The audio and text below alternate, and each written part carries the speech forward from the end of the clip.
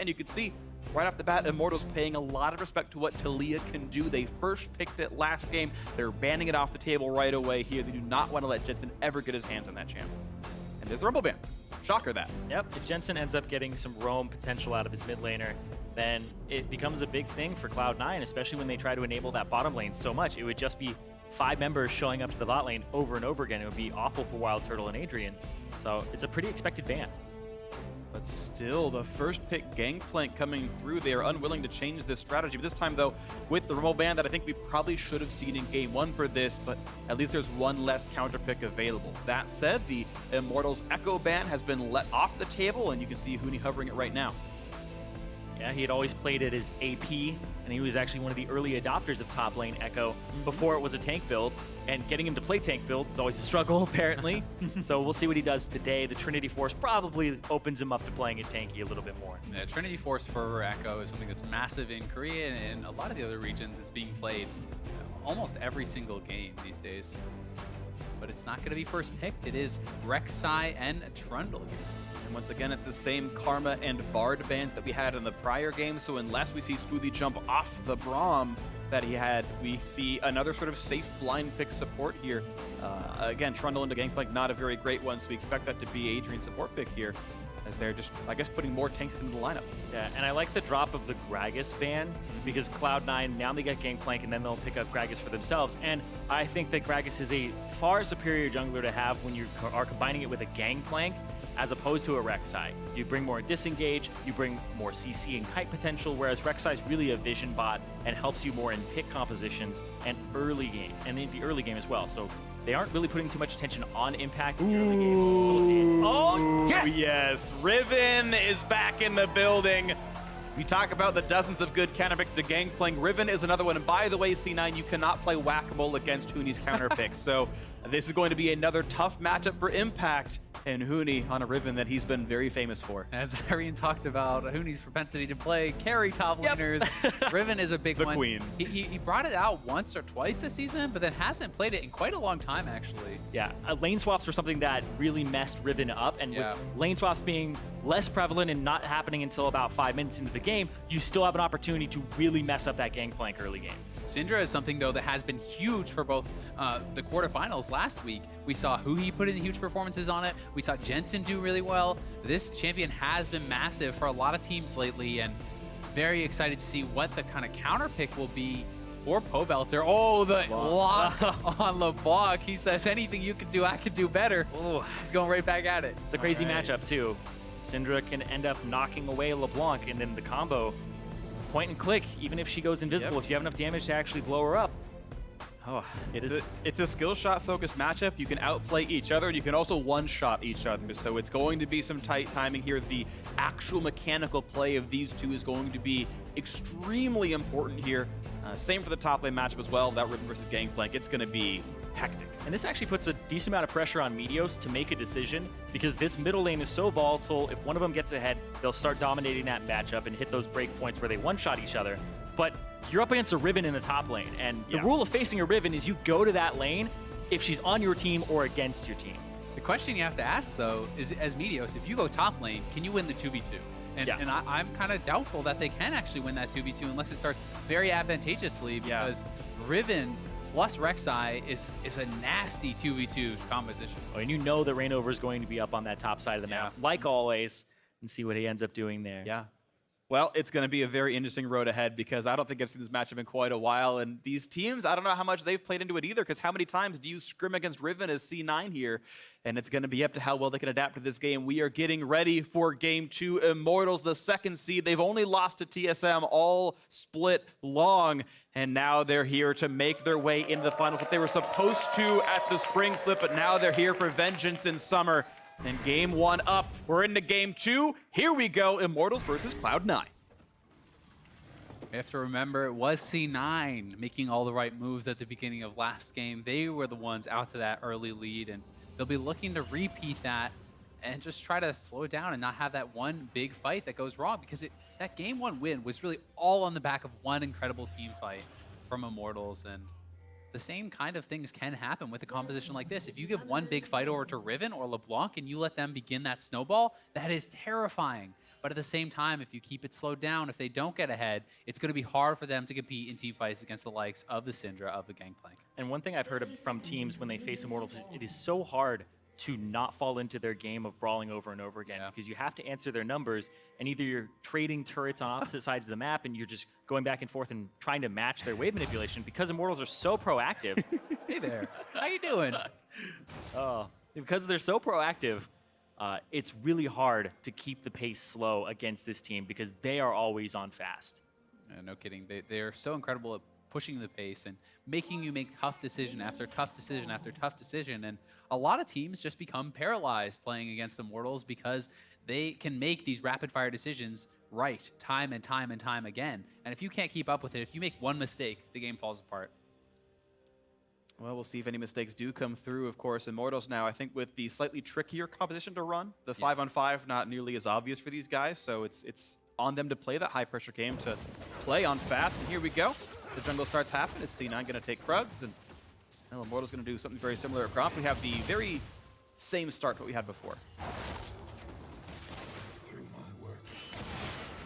Difference here for me in this game is mostly that Pobelter has the teleport now, and Jensen doesn't have anything to answer that. So Jensen's playing a little bit more for that lane, whereas Pobelter still focused on his team, still focused on being an enabler. And Adrian, that's a lot of damage. But WildTurtle's level 2 and Sneaky is not, so the damage they have on a Smoothie is really important. C9 actually missed one of the melee minions worth of experience. They killed the Krugs too slow to have the mirrored level there, and Immortals playing around that, even though they stepped really aggressively. But that is Turtle pulling minion aggro, losing a lot of HP. So close. And with both junglers clearing top to bottom, this could draw a lot of attention. Already a summoner down, low HP AD carry. This is a scary position to be in for both teams. It's a bit better for Sneaky now. He did learn Spell Shield at level 2 to withstand some of this damage output, and looks like it's going to be the early recall for WildTurtle, who does not seem to like the situation he's in. Very smart decision, I think. This is kind of safer. They slow him down. They stop that recall, and Meteos still clearing his way down. It's looking like ReignOver maybe looking to move over towards that scuttle. Yeah, I think ReignOver actually gets there first. Doesn't have to clear out his blue buff and get a second buff, but Meteos would really like that red before he goes for that gank. Bit of damage from the Turtle, waiting for the Spell Shield there. A quick exhaust from Adrian does really nothing, actually. That is a summoner spell down, and now C9 can say, hey, exhaust down, you can gank in the next 3 minutes. It'll be an easy road for you, Meteos. ReignOver actually moving back up to the top side. He sees Gangplank pushing in, and he may want to try to stop this, may want to try to get the ball rolling here, but he is spotted out by that ward. Yeah, this is so interesting because, like I said, Meteos has a tough decision on what lane he needs to go to because the middle and the top side are both really aggressive lanes, so the bottom lane is just brawling over and over again, kind of baiting a jungler to come to this lane. Yeah, so far, Impact actually played this matchup very, very well. Nice blow up on the barrel, and he's getting a lot of damage down onto Huni, so I gotta say props to Impact for playing this early lane quite nicely. Current minion lead, by the way, up 3 for Impact's GP. So you can see Huni dodges the Q, jumps in. Look at the damage output he's got. Doesn't overstay his welcome and wins that trade. As soon as he gets that barrel. Wow, Impact really timing his autos, doing it better than Huni. Yeah, and Huni actually a little bit late on that E. Does take the Q damage from Gangplank, and high pressure early game on both sides. Top lane brawling heavily, bot lane brawling heavily. First kill could mean a ton in a game like this. Could easily turn the matchup around. Both these players out of potions. ReignOver to hand the blue buff over to Pobelter. 58 gold for him and a nice buff. Feels good. Mid lane matchup right now has been going better for Jensen so far. In fact, all these landing phases actually have been quite nice for C9. Kind of down the line, you're seeing what are mostly leads. A quick battle for the... Oh no, Meteos maybe stepping Jensen. a bit far. A nice stun. The flash to chase down ReignOver. And that's first blood. C9 once again getting the first kill. And now Pobelter is forced to run. Only level 4 in this LeBlanc. Be careful, Meteos. You're low on HP. Huni's here. Chasing the flash to catch him. Nicely done. Pobelter has the chain, and he's going to have the Riven. But no, the knockback by Jensen gets away from it. Here's a teleport to chase, and Impact going to cancel. He knows that would be an overstep by him. Just the 1-for-1. Meteos, such disrespect, just walks back in front of Pobelter, feeds over double buffs after what was a fantastic start. He could have walked safely through the river. I think that's a huge mistake from Meteos. Huge. Could have walked through the river, could have even just walked straight down back towards his base from that position, because Jensen would have him covered. And this right here, ReignOver goes over the wall, he gets chunked out, and then Pobelter lands the chain before Meteos flashes, so he keeps him there because Meteos wants to run away at this point. And now he can't run up because here comes Huni. And look at this, now Meteos, well, I guess he can't, but I feel like still. That goes into Huni. Yeah. I think he just has no option. Yeah, you're right. Having seen that replay again, I do agree. Yeah. Either way, TP did come in there from Gangplank, so he does not have that to get back to lane, and that will give Huni a little bit of an advantage in that regard, since he's already heavily pushing here. Meteos, nice job. Makes sure he knew the numbers, presses Q and D at the same time. As Meteos knows, F is for flash, D is for smite, times him perfectly. It's almost impossible to miss if you hit your fingers right, and nicely done by him. But look at where Huni is hanging out in this lane. He's zoning the Gangplank completely off the turret, knows he has to back out, and has no TP to get there. And now ReignOver is right there babysitting him. There's even a deep pink ward as well, so they know if Impact ever gets any help, fights back and forth. But that's level 6 Riven. He's level 6. This is bad for Impact. Maybe some disrespect. Windslash comes in, jumping backwards. Here comes Smoothie to join in. Exhaust to get in. ReignOver can't quite kill off Impact, but Smoothie to zone them away. A trade of summoner spells and whatnot as Impact lost his flash, Smoothie lost his exhaust. And Immortals able to get away pretty cleanly. Yeah, but think of how much that Impact is lost in terms of CS at this point. Already down 9. And Huni just camping in the bush, so may force it back as well. And Impact was actually up before all the shenanigans in mid lane, so it is definitely a pretty big swing. Well played there by Huni. It did cost ReignOver his flash, so pretty even trade of summoners overall. Very tight game here. A couple hundred, the gold lead for Cloud9, and things in the bot lane going well for Sneaky. His support was roaming, so he may get zoned off pretty heavily here. Quick pillar means the Chomp. Sneaky did not spell shield it in time. A little late on his fingers there, but and not the worst thing in the world. He'll regen that back up without too much difficulty. The game we sit in right now, almost identical in gold. If you look back at the bot lane. Some nice deep pinks here from Immortal as well. If you look, one below the red buff, one in the lane on top side. They have pinks all over, really. And Immortals has great vision control, which allows them the freedom to kind of make some of these plays. That pink ward that's inside of the river, or inside of the top lane in that bush, you barely ever check that. And now ReignOver knows that Impact is coming through, gets to come at him again. Gangplank has ulti though, Huni has to be careful. The barrel, last hits it, nicely done by Huni, and then ease away the parlay damage. So yeah, Huni has to play this very well to not get picked off, but so far doing okay. And zoning Impact off more of the CS. Also got the blue buff out of the jungle from Cloud9 there, so Yeah. ReignOver was doing that the entire time, trying to put pressure on that side of the jungle and allow the mid lane to have a little bit of an easier time. It's really just very tight how this matchup is going, though. Huni is constantly playing in Impact's face, and even though he's not getting kills, he's getting map pressure. He's allowing, as you guys mentioned, that blue buff steal, the little bit of extra damage, the difficulties, forcing Impact to ult his own lane, which doesn't want to do. They want to snowball the bot lane. If you compare how these two junglers play, Meteos spends a lot more time bot lane than ReignOver typically does. C9 style is often a setup Sneaky to be one of the bigger carries. Gangplank helps enable that style, doesn't get to based on how Huni's playing. One thing here to keep in mind, Impact does have that TP. We'll see if he decides to save it, or if he decides to kind of go somewhere on the map, try to help out some of his other lanes. As Huni's TP is not going to be available, neither is Pobelter, so this is a time where they have that global advantage, and he will leg it back to top lane and keep that possibility available. A very early Jarm's Fist here for Impact, too. Phage pretty much gives you about the same in terms of HP and survivability. It depends on how quickly he thinks he's going to get his Hysterics versus his Trinity Force. It'll delay it. I think he just really needs the health. I assume he's played this matchup at least enough just playing ranked games that he's like, I need the stats, I need the health sooner. It's simply about the passive, I think. You can get the extra 150 bonus HP when you do stack that up. So he's just giving a nod to Huni, not wanting to get just one shot, not wanting to get comboed by that ultimate. And I think it's pretty smart, showing that respect. It's almost a little bit similar to just building like a Seekers in lane, that kind of thing. Yeah. Because he knows he's later in the game going to want that. He's going to want the Hysterics to live through either Pobelter or Huni, I guess. And so he's okay to make that investment early.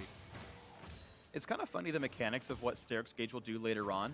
Yeah. Because the way Riven's ultimate works is once you're low, once your health bar is low, shields don't count. Once your health bar is low, it deals up to its full damage. And Hysterics pops roughly once you get low, so even though it turns into health in a way because it shields, it actually still enables the full Riven damage output because the actual health pool still decays pretty fast. Kind of a minor interaction there. It slightly nerfs what the item does against Riven because of her own mechanics.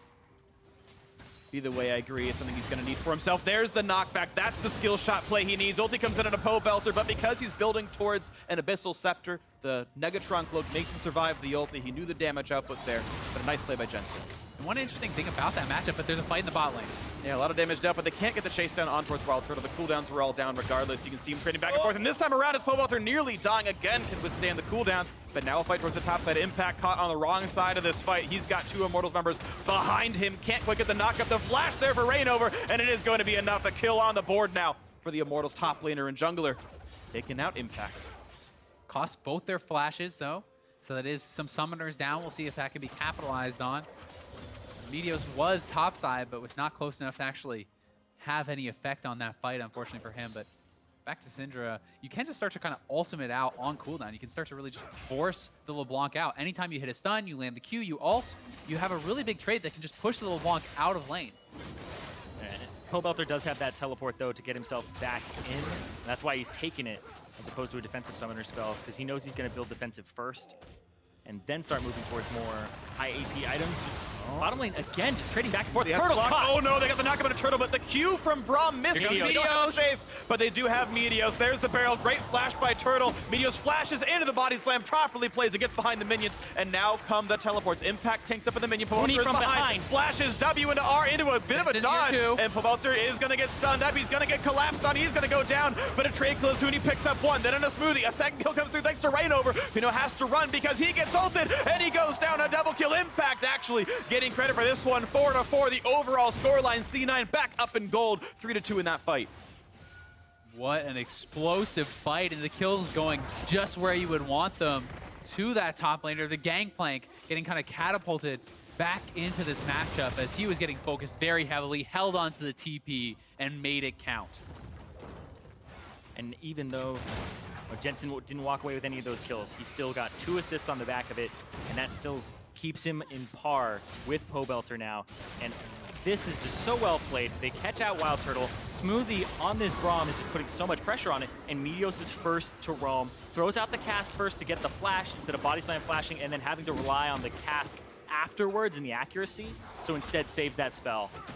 And look at the roams. You know, Jensen is second to get here, but Pobelter taking so much damage, has to distort back right into Jensen's combo, takes so much damage there, and Jensen not wasting the ultimate on that meant he had enough left in the tank to help finish off ReignOver as the double kill gets picked up there for Impact. They're up here on the top side and looking perhaps at a Rift Herald. This is interesting, actually. Statistically, Rift Herald is picked up most by Immortals of all teams in North America and roughly least by Cloud9 of all teams in North America. So C9 said, yeah, it's in front of us. We have 3 people here, but not our style. Sorry, Impact, buddy, you're not getting the buff. They almost never take it. It's interesting on Gangplank, too, because the Q does count as a melee attack, so it would do full value. It would apply the on hit. Look at this. So many people roaming top right now. 3, and Jensen's also playing towards that side of the map. Pobelter has teleport if he needs to join. Has pressure on mid first, but Jensen turns it back around. Looks like actually C9 will get the push first. Pobelter was not willing to burn any summoner or any cooldowns until now.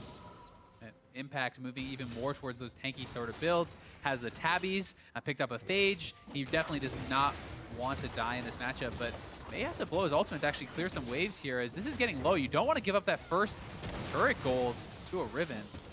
Won't die yet on this wave. The minion's getting cleared out. Maybe the next one's going to be the big deal. Plays just outside of Huni's engage range. Very smart. Impact spacing himself properly. And Impact's hitting no help right now, but top lane, they have to get rid of WildTurtle and Adrian or put pressure on them if they want that turret. Oh, that was a nice little pillar, but now it's Huni diving on towards Impact. He's trying to cut away. He will, I think, be killed off for this. Actually, no. They don't quite have the damage. I think Windslash is used already.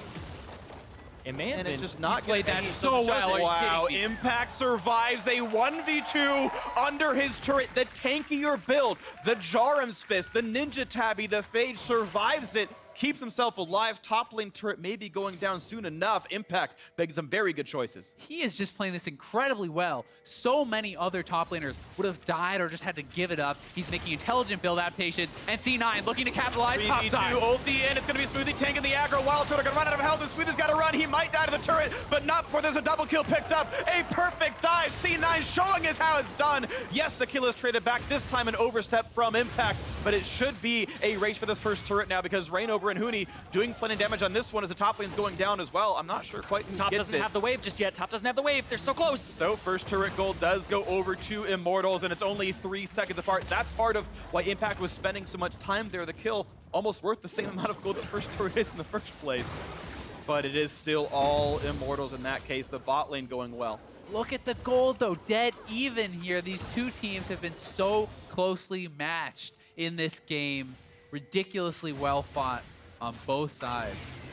Looking at where the gold is, Sneaky is up 900 right now, but then Huni is up 800 himself. So, and that speaks a lot to where these people are actually putting their focus, right? ReignOver has been helping out Impact a lot. Meteos has left Impact alone on that island, and Impact has been doing an admirable job to stay alive, but here's the dive on top side once again. yeah, absolutely.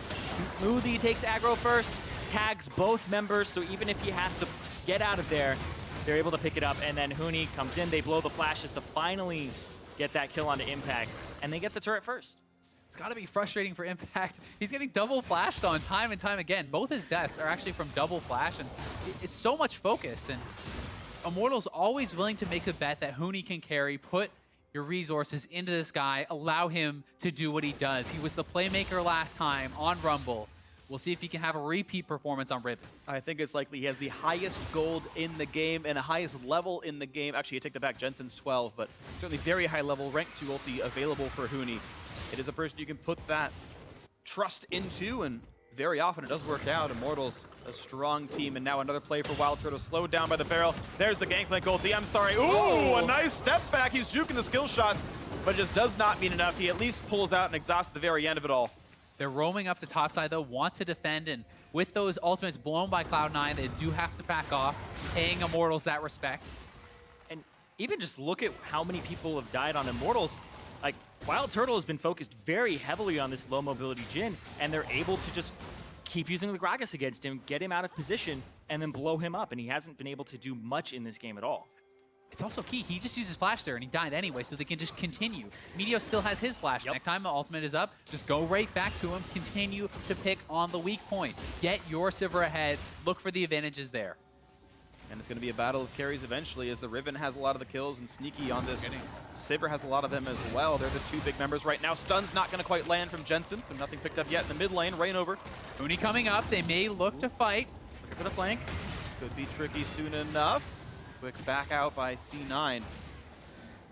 Nothing too crazy just yet, but now everyone's kind of aware. It's time to play Aram a little bit. Pobelter outside of the lane. Going to come back in. Mid cleared away. Jensen to knock down the caster minions. Most people playing ARAM. Impact, still playing the Gangplank game. Yep. Bankplank, just trying to invest, get some money for a bit, and scale up. And that's really what C9 are getting out of this when they diffuse the pressure, is they are able to get Impact some CS safely. He has got that Trinity Force now, getting pretty strong for himself. Going to be likely working to finish up that Sterix. And he's done so well, I think, in this series overall, considering the resources he's been given and considering how much pressure is being put on him. I've been really impressed with him. And going up against the most pressured top laner from a jungle perspective. And Pobelter, hey, checks it. Ooh, doesn't land the Almost. flash. Meteos nearly picks up Pobelter, but that's going to be another couple of dodges. Yeah, he went the other way around. Pobelter is tricksy on this one. But Syndra Bamboozled. is coming up, and Jensen wants to make him pay. Looks like he may just be out. We'll see. Gonna try. That stun's not going to land. He's still looping around. Now, the problem is there's still some turrets alive here. Pobelter doesn't have the easiest time to get away from all of this. But WildTurtle shoved the wave in, so he gets to walk past this turret. Through. Wow. Complete outplay by Pobelter. Beautifully done in the LeBlanc. Making him look silly. That was very, very well done. And Breaks their ankles. Meteos missing that body slam flash by the smallest of margins. Yeah. Had he landed that, it likely would have been a kill. Yeah, there's a patch where that would have worked. Body slam Yeah. had a little bit extra width on it before. He went on a diet. Gragas has been slimming down. I He's know. working on it. He became, just joined the CrossFit Nation. Maybe did some yoga. Can't stop talking about it now. Nope. There you go. Just pitching skin ideas. Yeah, there you go. Yoga pants Gragas. No! All right, Immortals versus C9 is still neck and neck in the game. You're welcome for that. Right up there with the leg bundle. Gragas did not skip leg day. We know that for sure. No, definitely not. All right. Huni's not either, because he's trying to get his carry pants on right now. He's just putting pressure onto Impact over and over again, making him fight for every single CS. And here comes ReignOver and Adrian, both to the bottom side. They have ward control of this. Impact does not have complete knowledge of where they're going to go just yet. And thankfully for him, Smoothie was around, so he does have an idea that this roam is happening. And once Smoothie's there, should be okay. Sneaky holding top side, soaking up that farm as he often does, working towards his second item now on this Sivir. And he's definitely a point of power for Cloud9 and will have to be effective in this team fights. Still a tight game, of course. Only one turret's been able to be knocked down at any one time. I like the trap spam right there, WildTurtle. Should be allowing him to pick off any melee minions that do get shoved in. It's just one of the nice things you learn as you play a lot more Jhin. Put a bunch of traps in the spot. 5-6 minutes ago, Gold dead even. We're now past 21 minutes. Gold still essentially dead even here, these two teams. It's this feeling of tension where you have to think it's going to be like last game where it's one team fight that's going to crack the game open. And both teams have to be kind of sensing that when games are so evenly matched, you're getting so powerful this late into the game. You know one team fight can mean so much because at this point, you can take so many objectives afterwards. Baron, the death timers are a little bit worse. And it's around that 21-minute mark that happened in the previous game. And it's interesting, you talk about, getting a good team fight and finding the right pickoff and how fast Immortals plays. WildTurtle actually changing his build order up. He's doing a max CDR Jhin build now instead. Instead of the armor pen build, which is more damage typically, he's doing the Essence Reaver crit build to have those ultis up all the time, to look for these fights, to get these pickoffs and set up Huni. It is a little bit more of a pick composition too with the LeBlanc. If you can set Pobelter up or Huni. We're looking for the top side. Sivir ulti pop, Pobelter. This time jukes by walking in a straight line. Gets away from it. Wow! Masterful play by Pobelter, but this turret, of course, can't run nearly as fast. And you've got a bot lane dive at the same time. Immortals looking for impact. Pops the barrel, flash away, gets out of the knockup, and he will buy himself some time. He's going to be okay, I think, in this one overall, but that's a flash burn by Jensen, and Pobelter's on the chase. Wants to pick off this ghosting Syndra.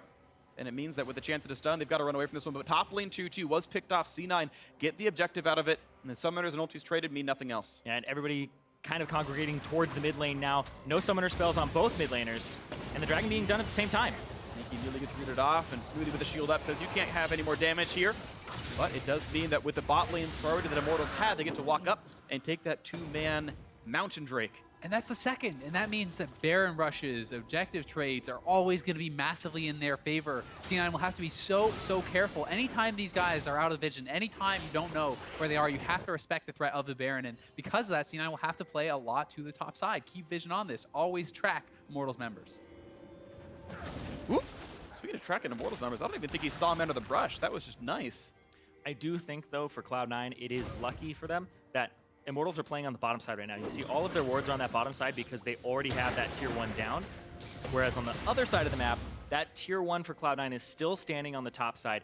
Immortals, if they want to actually have that Baron be a threat, they have to get that turret down so that their minion waves can actually go a little bit further back and have a long push. Ooh, look at this by C9. They say, we heard RekSai ult, everyone stand still. Every RekSai runs through their own jungle. Burrowed. Oh, all he knows there's a ward, but drops one of his own. He's gonna get stunned up. Guardian Angel already picked up for ReignOver. You can see him just go Jorm's Fist into GA. Yeah. So tanky, and I think the right choice there from C9 to not make any commitment on that RekSai. Even if you kill him, even if you get the GA, the ensuing team fight is going to be you with no cooldowns. I'm interested to what he turns that Jorm's Fist into as well. But Huni trying again, he's going to look for another. Basically takes no damage. Ravenous Hydra, and he can now withstand any of the damage Impact puts out. There's actually not great wards for Immortals on the bot side, only a couple of rounds there, but it's enough to not let him get ganked. Oh, if Pobelter uses W to actually clear the minion wave, then that's their signal to go. Receives him, here comes the play, distortion out. Pobelter's got to make the outplay, gets exhausted, runs to the bot side, jumps down even farther, exhaust time's out, but a flash key by Smoothie. And the other way goes Pobelter, there's the body slam flash, he's tired of your tricks, Pobelter, and looking for the kill, trying to pick it up, and it's going to be one kill picked off, but Sneaky is low. The snipe's coming across, looking for a bit more damage, but it's a 2 versus 3. ReignOver flashes, and actually gets the shutdown, takes out Sneaky. Here comes the teleports, the rest of the team trying to join. Impact is in the mix, Jensen's there, is going to land the stun, and ReignOver, the Guardian Angel or not, is going to be sent down to the depths. He's going to be picked off. The Void Shark going to be killed. Another kill in through for Jensen, but Huni has split up to the mid lane, so kills or not, even though it's +1 for C9, it's a turret for Immortals, and it's more gold for the red side. The question is, can C9 get anything back? What can they get on the counter push? Can they take out some turrets here? Because they do have 2 members down on Immortals, and they need to look to capitalize on it. I don't think they're going to throw minion waves.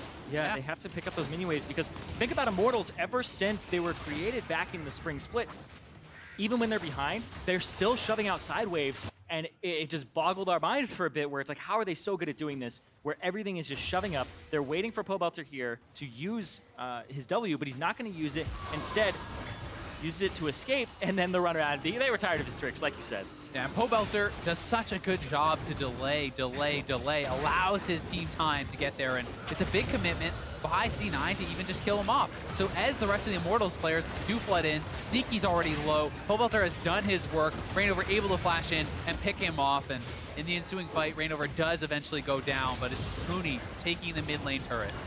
Oh, they just got the flash out of Pobelter as well. Meteos threw out the cask on live. And it's just Pobelter shoving the sideways because he's the one who will have teleport as well. TP coming in from Huni. Here's the flank. Play, and Sneaky has no way of getting out of this. His ulti is down. Level 16 on Huni's Riven. He's into 4 people, flashes in, spell shields away from the stun, but Sneaky's just getting evaporated, tries to get the kill, and it's Huni who goes down first. They will trade back into Sneaky, but Pobelter going to lose his life as well. Plus, sorry, Turtle 2 for 1 here. so far to C9. Turtle on the wings, has a red buff, misses the W, looks for Meteos, can't Big quite get it. stun A from big Jensen. stun, and Adrian, though, is able to walk away. A knock-up for ReignOver. They still want this fight against Jensen. Can't quite get himself the damage, but there's the root onto Smoothie. There's the damage of it. WildTurtle, though, has to reload. There's, again, the re-engagement. The blue smite, actually, the true damage lives up to it and gets the kill picked off. It's a 2 for 2. Root's not going to land. Turtle flashes. The Q's going to bounce and pick up 1. And oh, that was a sick pillar right there. Picks up, guarantees the shutdown. What a wonderful fight for Immortals. Who said Adrian can't play melee supports? This guy is absolutely incredible on this Trundle. The way he's been playing all day has been great. And now the Baron so low on all the members of Immortals. This is risky, but they believe in themselves. It's double mount, Drake, but Oh no! Adrian loses the duel against Baron. Dark Souls is here, running out in the PvE. And now it's Pobelter forced to tank. 2 doesn't help. WildTurtle is on his feet. This is insane. ReignOver's gonna die. He's dead. They don't have and smite, now they it's don't time have for Sneaky. Okay, it was the Baron picked up, but Baron killed 3, by the way, and Pobelter gonna go down to the barrel. A nice chain comes out from Impact. That's everybody but Huni. They're going to be able to pick up this mid turret here, and he's the only one who gets Baron. yeah, can they get a couple turrets here? They could actually push for 2. This is some pretty long death timers. 40 seconds on Pobelter, 25 on Turtle. ReignOver down for 30. C9 looking to capitalize as Immortals gets a little too greedy. Huni gonna buff the wave as best that he can, but C9 gonna wave clear even faster than you can really scare at them with this. Minions go down, looking for mid lane tier 2. The respawn's coming in now, but look how fast this turret dies. Mountain Drake or not, doesn't matter. He's supporting a top laner against 4. That's gonna be 2 turrets picked up for C9. And here we are, 28 minutes in, even gold. Dead evens, Zirene. This game has been ridiculous. The slimmest of margins separating these 2 teams. And here we have that Baron again. The balls to even try this. Yeah. It's crazy. It's absolutely insane because he's just slowly doing AoE damage to everybody here. You can see WildTurtle's health getting a little bit lower over time, so he has to back up and wait and just throw out whatever spells he can. Pobelter de-aggros, he can maybe take one more shot too. So The Q last hits it. ooh, absolutely crazy. And then the barrel from Impact, he's got to go over. There's only really one exit path for him. And it's an Infernal actually picked up there for C9, I believe. So I think it was the 3rd mountain of the game. Oh, was it? oh, Infernal's the next next. one is Yes. Infernal. Yes. They're going to take away the blue buff, though, for that one. And yeah, this has been a tight game. Baron killed 3. 1 actual kill went to C9. As you guys mentioned, the only one wearing the Baron buff is Huni here. And the gold very tight right now. The turret's helping. And a smite from Meteos takes away the Gromp. 12 to 10 in kills. A tight match. Immortals actually up in money because they've cleared everything away. Double lifesteal in for Huni. He's got the attempt. He wants for it. Impact ulti and lands the stun. Gangplank will do a bit of damage back, but look at the output he's got, and there's the kill. You actually saw the Sterix gauge go off, but immediately lost the health. A solo kill for Huni. Yeah, and Impact even has Flash available. He even has Yoma's Ghostblade. It's just too fast. Huni is so good on this champion. His animation canceling and the pressure he's putting on, he's just dominating this top lane matchup now. It's a split push now. Immortals moving to the side lanes, get a solo kill, and it's Pobelter picking up the bot lane turret. And they are looking to really crack this game open through this side lane pressure, but C9 wants to fight. Trying to crack it open through the mid lane pressure. Up the gut they go. A quick slow onto the Trundle. They're looking for Adrian. The knockback comes in. Jensen finds the nearly solo kill on a WildTurtle assisted by On the Hunt. Yes, the base is dying, so how fast can C9 get this kill and then run away? It's a 2 for 0. Now looking for the backup to to get their the rest of their base to stay alive. ReignOver can only stop a couple of them. Sneaky will finish the recall. But the question is, can he survive a LeBlanc? It's 2 inhibitors down. It's a GA, though. If they want to stay here to kill ReignOver, the question is, how good is the resource trade? Because Huni's already looking for the duo, the solo kill against Impact in the picture-in-picture. Now it's Sivir to rejoin the fight. The jumps coming around, can't quite pick off Huni. Actually, Riven survives it in a 1v2. Well, he brought everybody to him, though. He's not going to survive. Just kidding. He's gone down in this one. The inhibitor in the bot side, though, is going down to Pobelter. What a ridiculous series of events. Wow. Fights going on across the map. Several turrets have gone down. Immortals taking them. They've picked off one inhibitor for themselves. ReignOver actually survived this whole wild goose chase, by the way, but it was 3 kills to C9 as the trade for 2 turrets and an inhibitor. yes, and here we are, Azael, 31 minutes in. 4,000 gold advantage, though, for Immortals. So they've broken the whole being even with one another after that Baron where they pretty much got nothing out of it, but Huni and Pobelter, the 1-3-1 coming out for Immortals, seems to be doing work for them. The double teleport, which they haven't even used effectively in this game, it's just the pressure that they're able to exert because Cloud9 seem like they want to group and have a 4-man unit with the Sivir ultimate to catch people, and they're just not letting that happen on Immortals. It really feels like C9 needs to get catches in order to stay involved in this game. The side lane play from Immortals is unmatched, and Huni hanging out in base. You know, he has his TP available. This guy is massive. He's picking up the Rage Pod even on top of his 4 completed items and boots. And a dead He's gonna man's be a plate. menace. Yeah, That's his defensive item. I mean, Let me run faster at you. what's really going to mess him up is Impact, and if he can stick to Impact, and here's the thing is, if you can use a couple of your abilities and not have to get the dead man's plate off immediately at the start, you keep that movement speed bonus. Huni is pushing. He is not coming back. C9 is going to have to make something happen here in mid lane. Clearing the waves. Pobelter's coming around. Trying to block the damage. They do that pretty well with Smoothie. Gangplank got to zone them off as well, so there's not really a lot of defense here. TP from Huni. And here is the teleport. Turret not quite going to go down, but they disengage. Jensen got chunked. He got chunked, but Pobelter did not kill him off just yet. Huni's Catches off Huni. They got the pick off in the top lane, so it's 5 versus 4. So unless they can pick off Jensen, all is well for C9. They have to wait for the wave. It's coming up in a second. Huge wave in the bot lane. They've got to respect that, though. That was super good by Cloud9. As soon as that flank came out from Huni, everybody turned towards him, and then their back line became their left side line, and they kept him away. They knew that Pobelter didn't have burst left because he had just used it. They want this turret so badly. In goes Pobelter, though. He could be killed off. Sneaky's got to be careful. The pillar's there, but Meteos disengages a bit and pushes off ReignOver. Impact had to back to deal with that bottom lane wave. He does have to be needed. No major CC gonna land. A quick root on Meteos, but he's gonna be fine. He's a very tanky Gragas. TP is coming in here It's from Pobelter. They Pobelter. want to clean up. He can one C9 doesn't see this. He jumps to the left-hand side. He's gonna join the minion wave. He already used his around, but it means he can R to jump the wall again. Will do so once again with W. He's actually looking for the inhibitor. Pobelter just focused on those objectives right now. But he's very afraid of what Sneaky can do. He knows the wave clear is there for Sivir. Doesn't think he can win the fight. Backs up for this one. The teleport only turns into a few minion kills. Not too much gained. Oh, what an intense game. Pretty ineffective TP there from Pobelter. C9 going to be happy that both of those TPs are down. They once again have TP advantage. More completed items coming in across the board for both teams, and it is that critical mass that C9 feels like they're starting to reach as far as the team fight, with a massive Sivir, a massive Gangplank, and this Syndra closing in on her final build. Yeah, the Gangplank build is a little bit less than what you would want here. You'd really want to be able to have a different item instead of that Lord Dominic's, in my opinion, because how many armor items are there? There are 2 armor items total on the enemy team.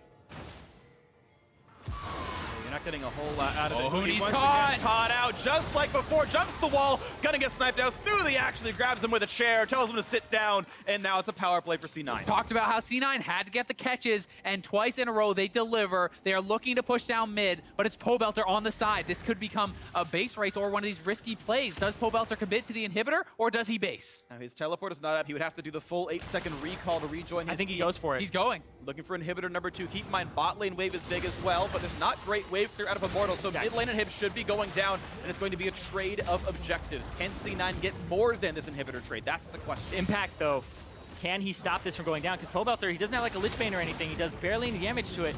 He's going back for it. Impact needs to fight this. Well, Pobelter lands a kill in the barrel. can mess Impact him up. losing a Let's lot see. of health on this one. Morelos is on ult. that's He's what happened. gonna get the He kill got out. Pobelter gets the 1v1. Impact saves the inhibitor, so C9 does get more than a trade. They get larceny, they get a 1 for 0, and they force the disengage out of ReignOver. This man against all odds, Impact, getting no help from his team all game, comes up huge again.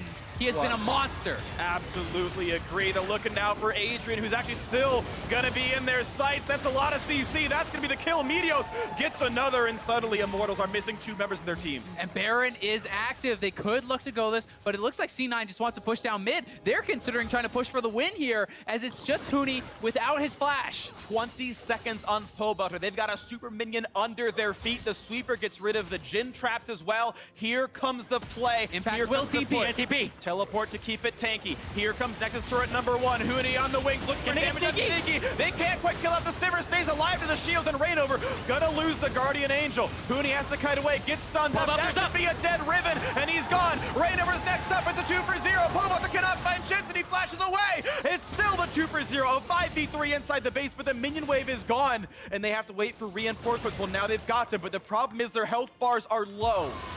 Sivir ulti Here's pop. the crit comes in for Turtle, the trade kill. I don't think it even matters. That's enough. A lot of damage Sneaky's comes still through. alive. Doing his best impression of Fevivan and gets the kill picked off. Sneaky is gone now. There's a trade kill back, but Meteos gonna die to the Trundle ultimate as Adrian finds prey for himself. The Guardian Angel gonna be his reward for this one. Barrel chain comes through. It is a 1 versus 3 here, but the health bars are low, and once again, the minions are gone. The respawn's 15 seconds away for Huni.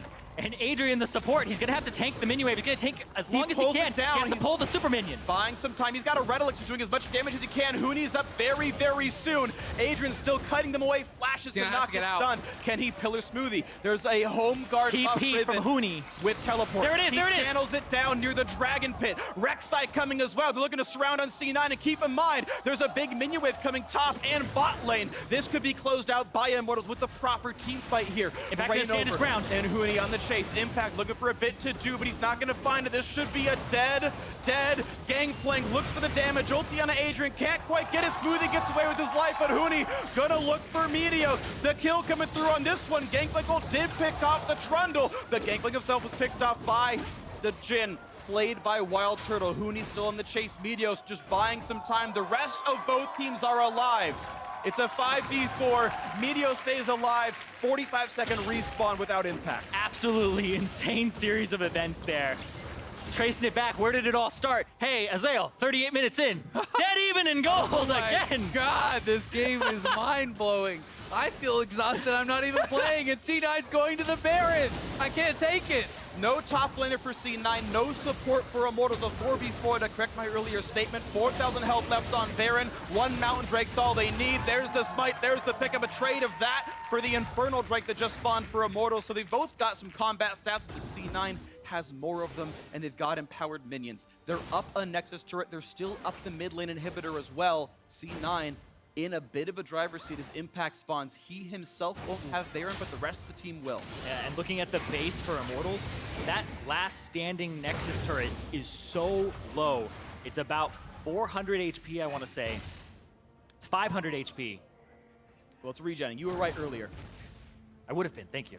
I mean, But that's enough that if you get somebody to actually backdoor it, it's possible to backdoor the entire thing if you were able to keep Immortals occupied.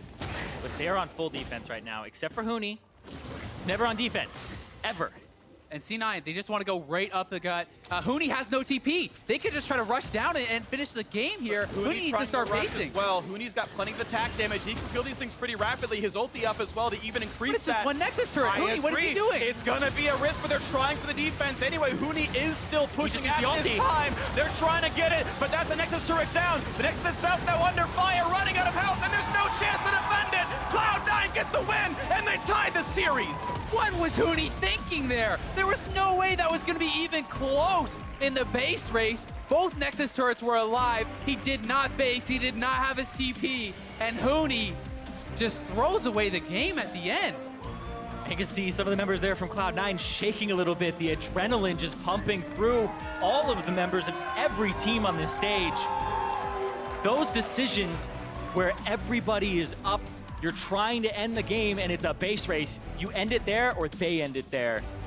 really high intense moment. And I feel like if both your Nexus turrets are alive and at full health, maybe that's a okay, trade you yeah. can go for, right? But Zirene pointed out, there's a couple hundred health. It's like 1 or 2 autos on that turret, and they It's like a put all 4,000 their health resources into Huni. That's all their damage almost. It's like, how are you going to hold with Sivir just charging in with the ulti? C9 effectively could just suicide for the Nexus, and I can't believe that call from Immortals. Yeah, in this game, I'm thinking about mid-game, right? When we were thinking about the Riven got off the ground, 3-1-3. Huni ends the game 20 minutes later, 3-5-3. He just kept split pushing, and it seemed like he was dead focused on that, and then didn't play defensive when the time called for it. And it just seemed like the team, believed in him. But still, it's going to be 1-1 right now. Yep. Absolutely crazy. Absolutely crazy. Impact gets counterpicked, gets camped, does the most damage in the game. Beautiful by C9's top laner. We have a 1-1 series, so now it's time to send it back to Dash.